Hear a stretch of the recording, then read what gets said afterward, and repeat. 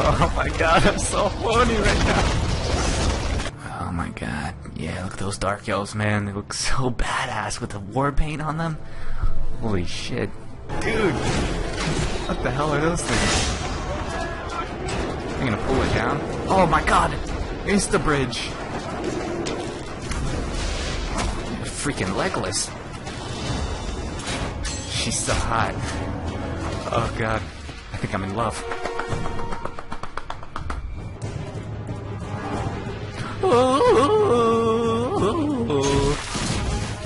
God, but she's so freaking hot, man.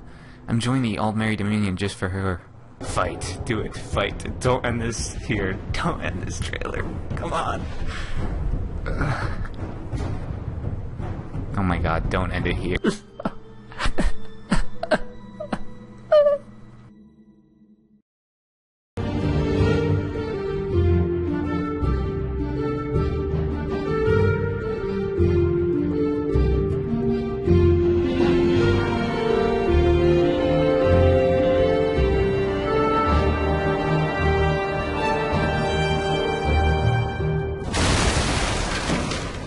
What do we want to talk? So many topics to talk about.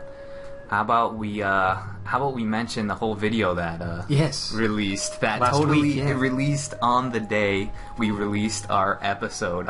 It came out on Friday. Yeah. Which means that the worst possible time, Yeah, because we have to wait a whole week. A whole week to talk about it, and oh my god, that was torture. F you, ZeniMax. Yeah, aren't you supposed to release stuff on like Tuesday or something? Yeah, what's up with that? But anyways, Alliances at War was a very interesting video about the reasons why the alliances are going at war over Cyrodiil. And it was pretty enlightening, especially about the Daggerfall. Definitely. I liked how they were exploring the motivations of these sides, because it's oh man, I can't wait, and I hope you guys are arguing at each other in the comments, because I want there to be a strong sense of faction pride in this game. And so when you were watching that video, I hope you were looking at it in a different light because of that whole faction pride thing. But yeah, definitely the Daggerfall Covenant, like you were talking about. Huge surprise. Big surprise. They were supposed to be the democratic, like, almost like the good guy faction in a sense, but then the lore master, what's his name? I don't know, it's the bearded white guy. White bearded guy. And I liked his voice too, by the way. Yeah, he had a pretty epic voice going on there. But yeah, it seems like the Daggerfall Covenant is like the come on, what's the word? Oh crap! What's the word? The German word? Doppelganger. Yes, Doppelganger. I remembered it. It's like the doppelganger of the Almighty Dominion, because yes, like their whole motivations seem to be like it is the human endeavor. I believe that was the phrase he used. The human endeavor to rule Tamriel. Tamriel, yeah. Cyrodiil. Yeah. And I was like, wow. And then he said, and not to have the elves muck it up. That was the phrasing he used. Yes, and this is from the lore master. Right, the lore master. I was like, what? Yeah. So the Daggerfall Covenant are just as conceited and everything and racist, basically, as Almighty Dominion. Now this, I think, is a major plot hole, and I think a lot of my fellow lore nerds out there will definitely see what I'm saying. Okay, what factions, what races do we have in the Daggerfall Covenant? We have the Red Guards. The Orcs. We have the Orcs. And the Britons. And the Bretons, okay. Big issues arise here when he was talking about, it's the human endeavor and man should be ruling the Empire, because the Empire is what man made, you know? Okay, we have a major problem here. The Bretons are half-elves.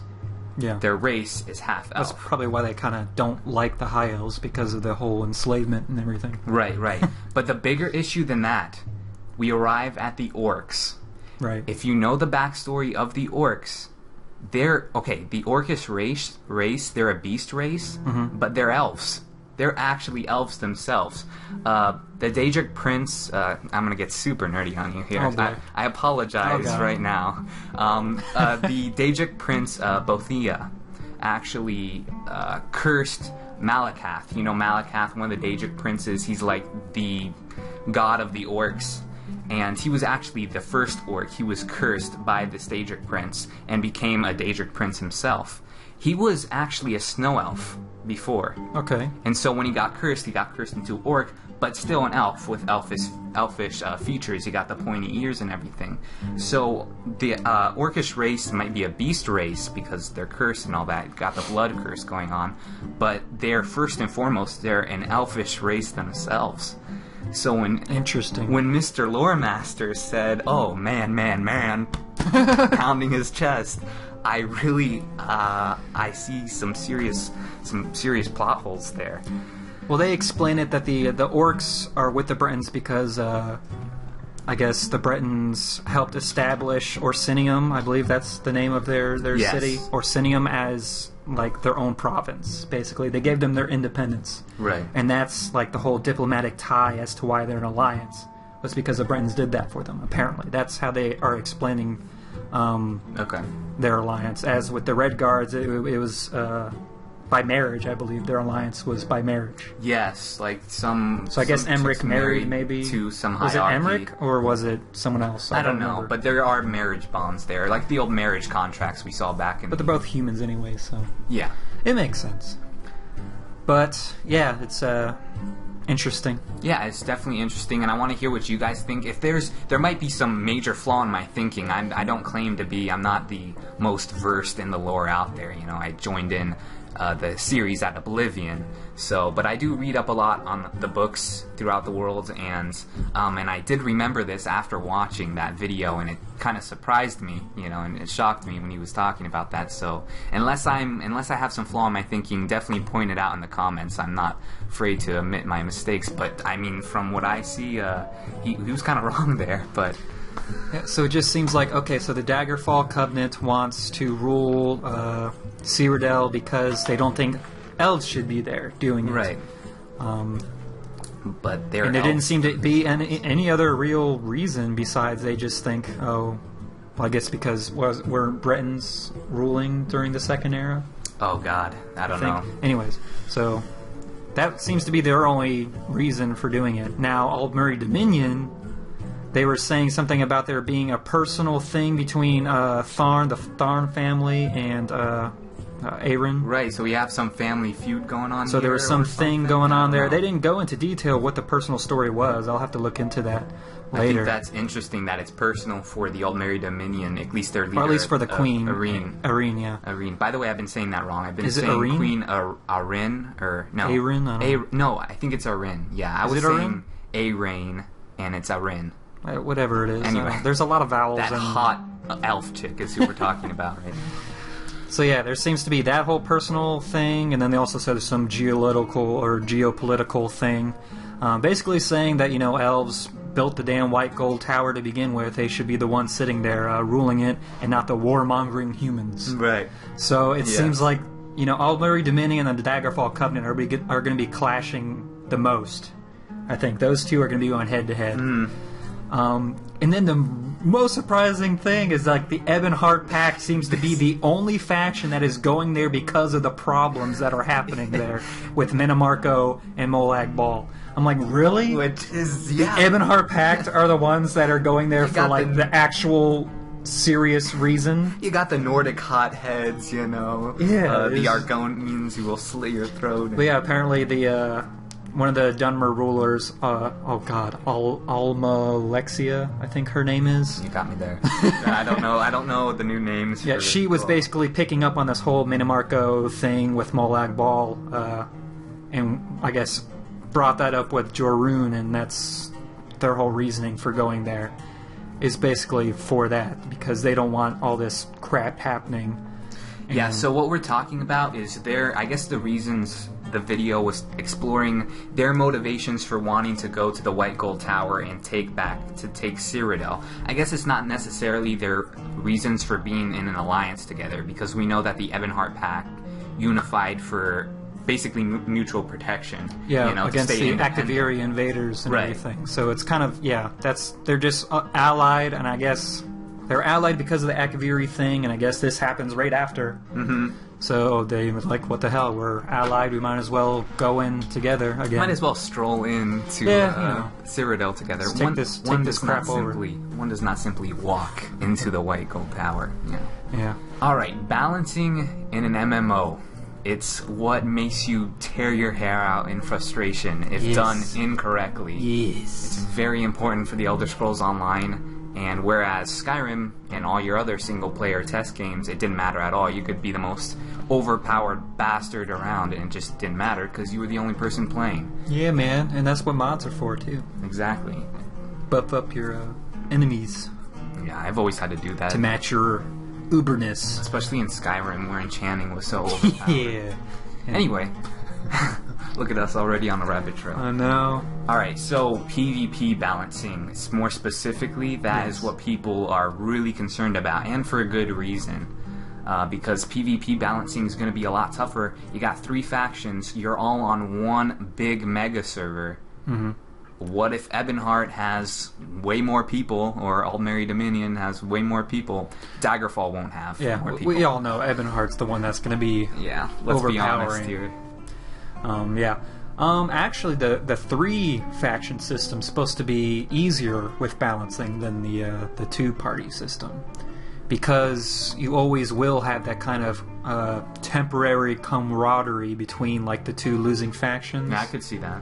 So, like, not even meaning to, kind of like on a subconscious level, you're going to like help each other, at least for the meantime, to, you know, kind of like the enemy of my enemy is my friend, basically. No, totally. So it'll kind of be like that. But really, the developers have been saying that Cyrodiil itself, the zone itself, is going to be self-balancing in a way because of just the sheer size of the zone. Because you're talking about a zone that's just full of forts, castles, villages. There's towns and farms around all of these mega forts and stuff. Okay, that's all well and good, but that won't work unless there's no fast traveling. Right. Do we know if there's fast traveling in this Cyrodiil? I don't know if there's like absolutely no fast traveling, but the way they were wording it was that, like, unlike in the PvE area where you can, they said that you can summon your friend straight to you. Apparently, you cannot do that in PvP. So Which only makes sense, because then you have one guy running up to a fort and like summoning all of his friends like right there. And so I'm kind of hoping like maybe there's one hub that the each faction has, like a hub or something where you can, you know, fast travel to that. But then, like, you'll have to rely on either mounts or just running to your destination. I'm hoping they have that, even though it may be a pain to, like, get to the actual fighting that's going on. But it would help with balancing immensely if you didn't have just a bunch of reinforcements going to help, like, the main faction that's winning. no, yeah, definitely in such a big PvP zone like this one, it's going to be very important to limit travel at least somewhat, because I don't know, if you have like these massive groups that are able to travel in an instant, then anything is prone to zerging. You're eliminating a lot of strategic, we have to disperse our troops properly, or I know people don't really think about that much in MMOs. It's usually, it boils down to a big zerg fest. Mm-hmm. That's how it always ends up being. Like, that's why I don't really play too much World v World, V-World, and Guild Wars 2. Oh yeah, no. It's because really that's what it is. It's just one massive zerg fest. And so there's no, like, strategic, like, okay, let's spread some people out, let's collect some of the small towns and villages first, and then once we, because, like, that is something we're actually going to have to be concerned about, is having resources. More so than from Guild Wars 2, where it was basically like, you just had to have resources to build siege weapons and stuff. No, this is like, you have to have food and stuff, and you can actually starve out forts and stuff like that. So you can lose a fort just by not having supplies? Yeah. Like, basically, your people will starve and die. So, like, it's just a lot more strategy is going to be involved in this, which makes it more self-balancing, though, because if you do have just a huge faction, like, say, Ebonheart, because we know, again, it's going to be massive. Oh, yeah. If they do own, like, 2/3 of Cyrodiil, say, and the other 2 factions are kind of just dwindling, well, keep in mind that Ebonheart has to, like, man all these forts and everything that they have taken over, so that means a lot fewer men per, you know, fort and village and everything else, so that makes it easier on the other 2 losing factions to take over stuff. And seriously, how many players actually are willing to stay behind and hang out and defend a fort, waiting hours and hours to see if somebody shows up? No, it's always going to be big groups moving together, and that's what's going to keep, like, from the Ebonheart.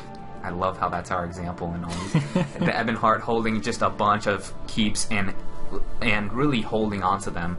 Yeah, no, I definitely think that hopefully there will be that balance there just by the sheer size of Cyrodiil itself, and I hope that they are able to pull that off. Now, another thing that I heard that scares me out of my wits is that apparently there's going to be a cap how many players can be in Cyrodiil at any given time. Yeah, but they said it was going to be a very large population cap. We don't know what the numbers is, but they said it was going to be very large. So I don't think it'll be something that, like, puts you in a 2 to 6 hour queue to get into Cyrodiil. I don't think it'll be anything like that. Yeah, but I mean, Kyle, you can level with me, right? You've played Guild Wars 2. You've sat in a 5 hour long queues to get into World I never waited Worlds. that long. I was just said screw it. And no, me too. That was our first server, though. When we moved to our current server, there's like no waiting there. But yeah, our first one was because we were on a really popular. But this is the thing, though, since there's no servers here. Wow, I'm really afraid of, because you're saying, okay, it's a really high cap. Okay, if it's a really high cap, why have it at all? I hope we never reach this cap. Well, see, I don't think the cap's going to be for the entire zone.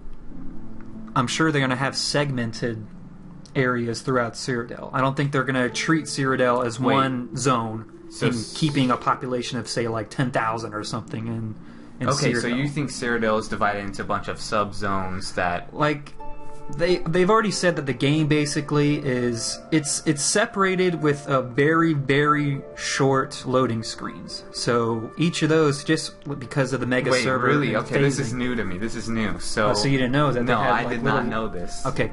At all. They said for phasing and to make the mega server work, they had to basically split the game into, like...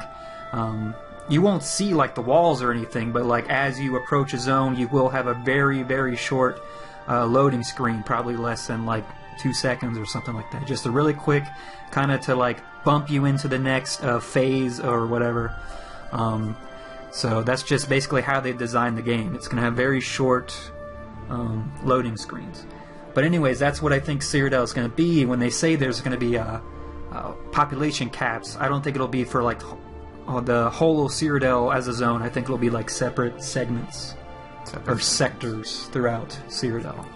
So like if, like you're saying, it's also to keep like people's computers maybe from bogging down if there's too many people in one area. I definitely... Even though, because it's designed to have like hundreds of people on the screen. Right. But you're talking about a game with one server, which could potentially have thousands upon thousands of people in one area. You can't do that.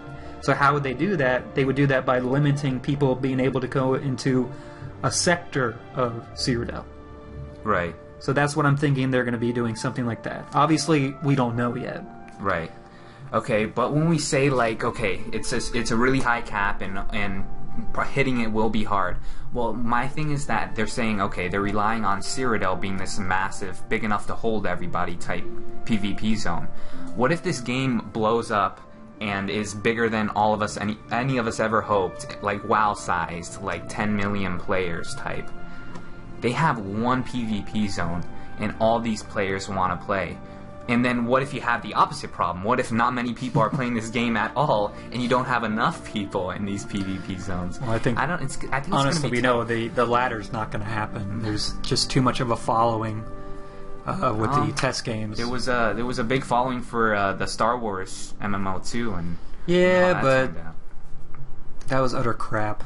I mean, who wants to be playing Hutball 24/7 because no one else is on the Alliance? I'll tell you what, that's something they screwed up, was the real world PvP in that game. Just, it didn't work. Yeah, it was terrible. Like, who was ever... Okay, we're not going to talk about that. Let's not talk about failed MMOs. We're not going to open our old wounds here. Yeah. We had high hopes for that game, damn it. But anyways, yeah, that's basically what I'm thinking they're going to be doing, because it makes sense to me that they would do it that way.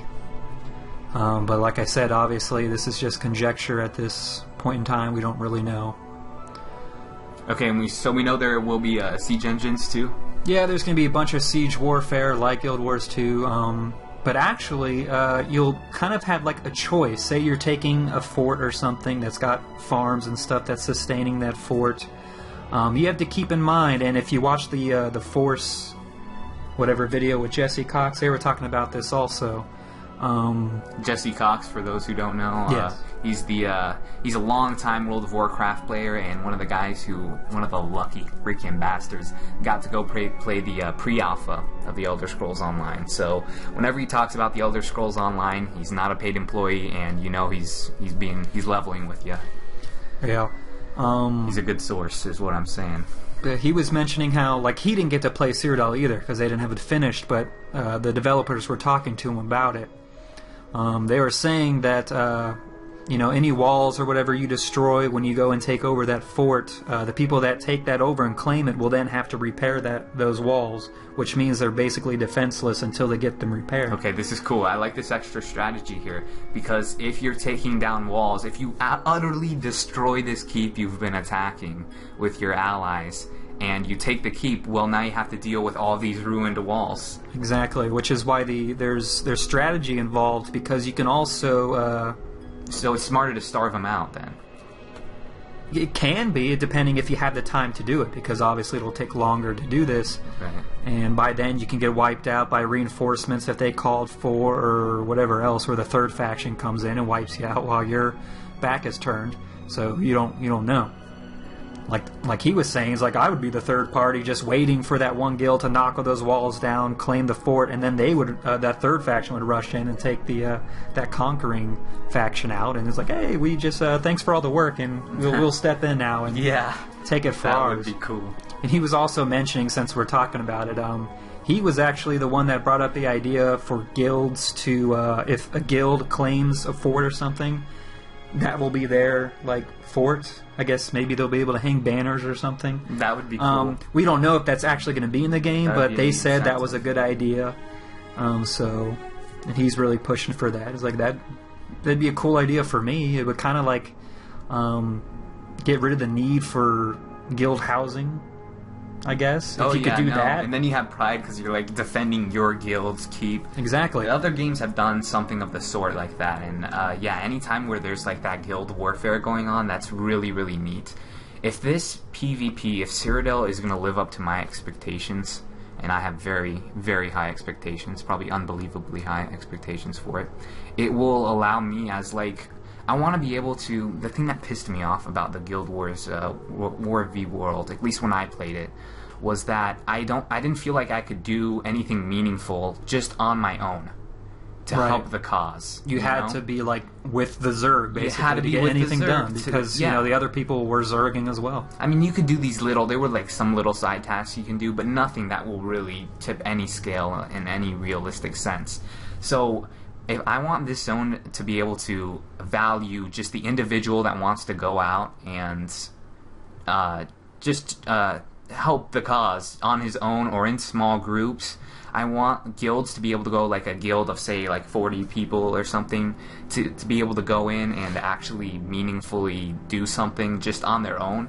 Like I said, just the last thing I want is for Cyrodiil to just go into this whole Zerging mentality. But that's what Jesse also was mentioning, was that there were going to be things for individual people or small groups to be doing. There's even going to be public dungeons and stuff that you can enter by yourself or with people as well, because I believe it'll scale to how many people are in there. But everything you do in there, even if it's public dungeons or whatever, will help your faction out. Okay, be that's it good. Giving them more resources to use for siege engines or whatever else.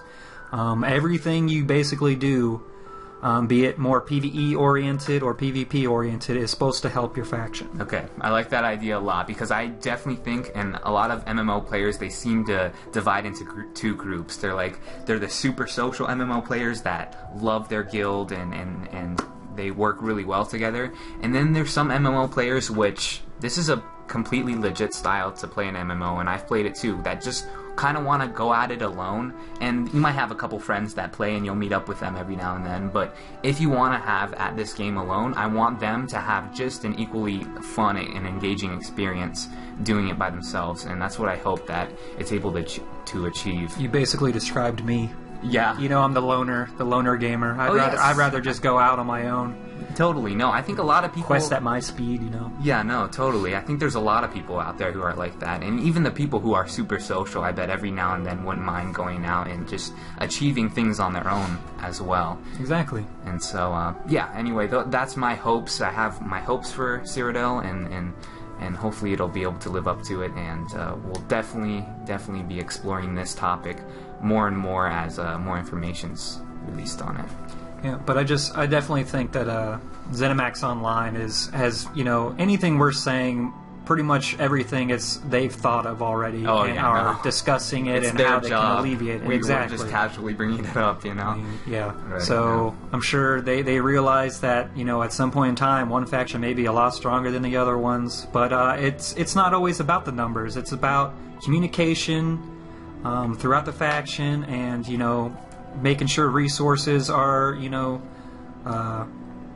they most effective where they need to be and everything. So it's just basically, it comes down to communication and making sure you're being as efficient as possible with the resources you have. Right.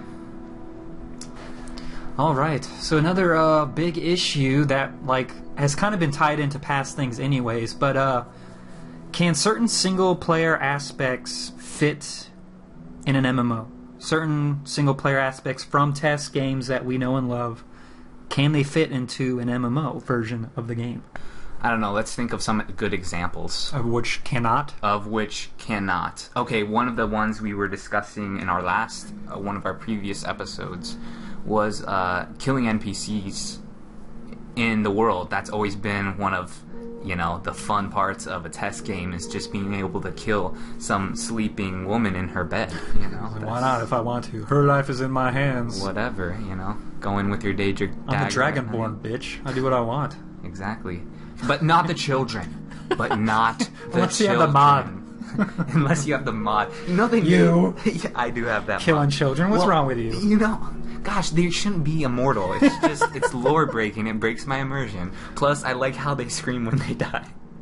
You were terrible. The little girl goes, ah!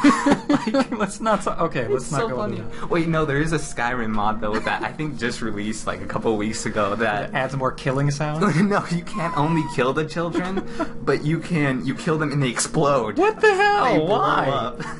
And they'll cause anything like around them to fly in any random direction. Wow. So people are twisted and they're messed up. They're messed up nowadays. But anyways, yeah, killing NPCs probably can't work because then every single village would be barren. Unless, like, it was phased or something, but that seems like a lot of work just to kill an NPC. Yeah, we definitely explored this more in our video where we talked about crime, so if you would like more on our opinion on that, you could definitely go back to our previous episode on that. Another thing just to want to touch on is with the PvE combat, be it getting experience and loot. As within Guild Wars 2, they are trying to promote working with other people. So they don't want it to be a hindrance having other people questing around you. So if you are attacking a mob and another person comes to attack that mob, you don't have to worry about them stealing your loot or anything like that, because you share the experience when you kill a mob with someone else, even if they're not in your party or whatever, and everyone gets their own loot. So there's no stealing loot and stuff. This isn't a Borderlands 2 where you run in there with someone else and they're taking all your guns. God, I hated that. Stop taking my guns! I hated that, especially in a game I needed like that purple. which was so centered around getting loot and stuff. You I know. Borderlands 2. It's a loot fest. The whole thing is it's gun porn. It's gun porn, you know? You collect a ton of guns. And so to have the loot unrestricted, that was really irritating. I think pissed a lot of people off. But yeah, anyways, you know, from that aspect, moving from a single-player game to a multiplayer game, you don't have to worry about losing experience or loot because there's other people around. Yeah, so you won't be getting pissed off at them. And this was something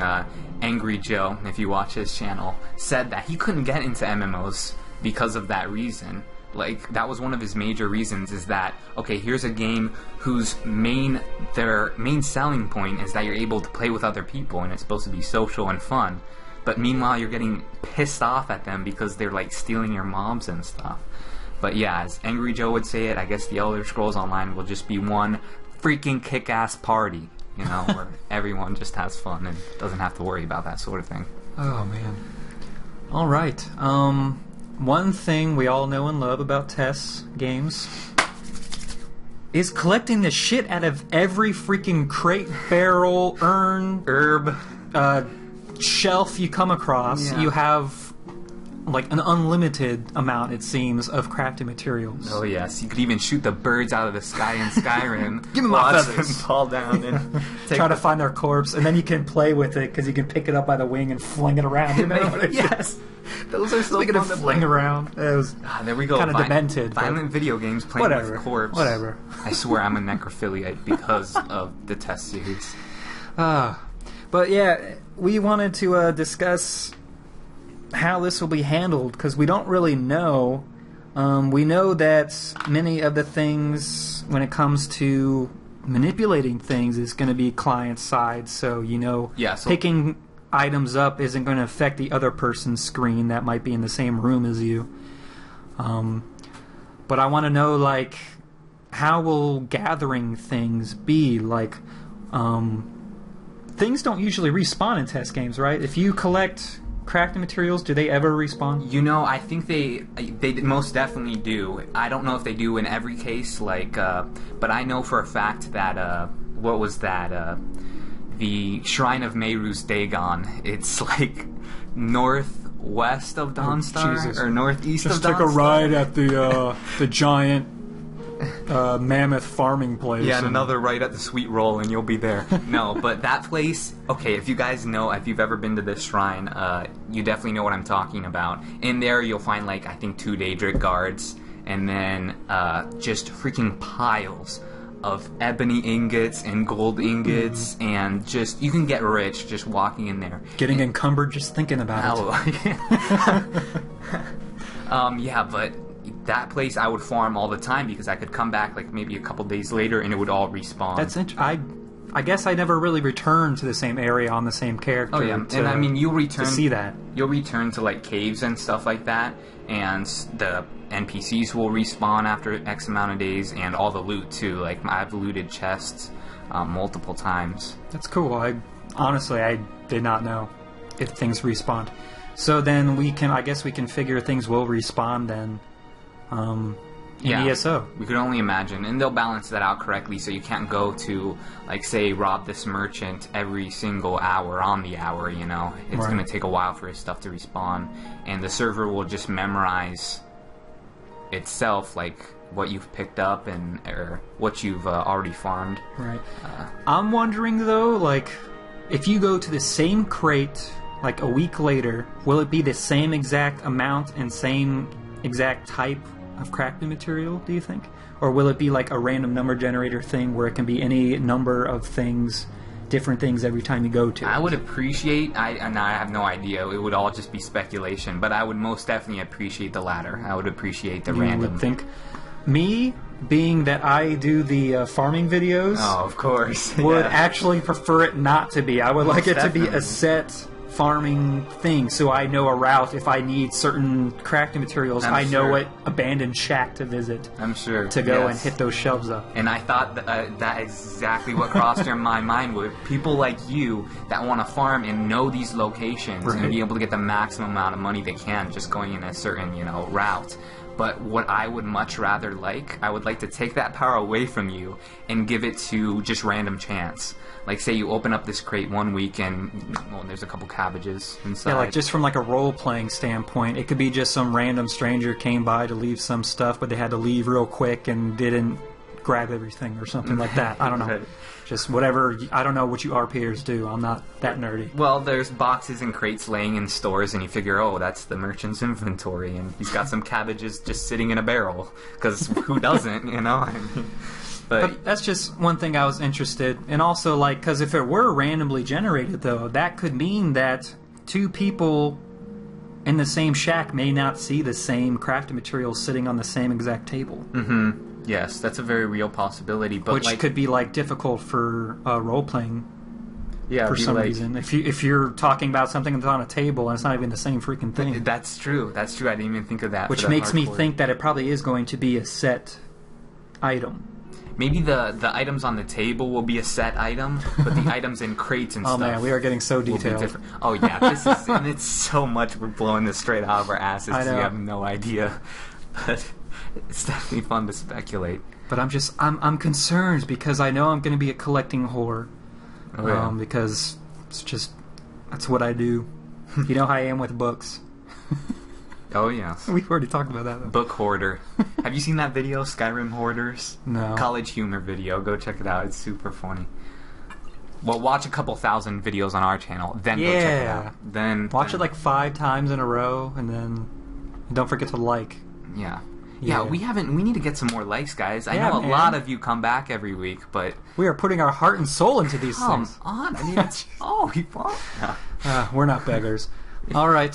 So I guess we've talked your ears off enough for this week, at least. Yeah, no, I think we pretty much covered everything we wanted to cover. So this has been the ShoddyCast. I have been Josh. And I've been Kyle. We'll catch you later. Boy. Before we sign off here, there is one last thing I do want to touch up on, and it's a question that we have been getting a lot, and that's if we will be starting a guild for the Elder Scrolls Online. And the answer to that question is you bet your ass we are. We are actually going to send invitations out through the ShoddyCast Facebook page because of the whole social integration like we were talking about before. So yes, if you do want to be a part of that guild, definitely go ahead and like the Facebook page because that's how we're going to go about that. And as far as what faction, that's something that's really up in the air right now. We've narrowed it down between really Ebonheart and Aldmeri Dominion. We have a feeling it's going to be one of those two. We're thinking we're just going to go ahead and make a guild on either side because Kyle here wants to play the Ebonheart Pact really bad, and I want to play the Aldmeri Dominion. So if you're interested, head over to the Facebook page, linked in the description below, and yeah, we'll hope to see you there.